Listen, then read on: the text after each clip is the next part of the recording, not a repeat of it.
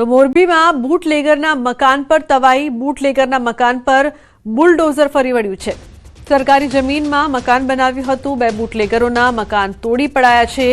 મામલતદાર અને પોલીસનો કાફલો ઘટના સ્થળે હાજર છે।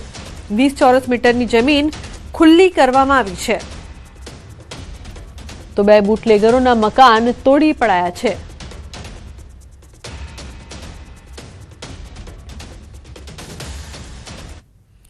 સુરતમાં અસામાજિક તત્વો સામે કાર્યવાહી કરવામાં આવી છે। બે આરોપીઓને કાયદાનું કરાવ્યું ભાન, આરોપીઓને સાથે રાખીને રિકન્સ્ટ્રક્શન કરાવવામાં આવ્યું છે।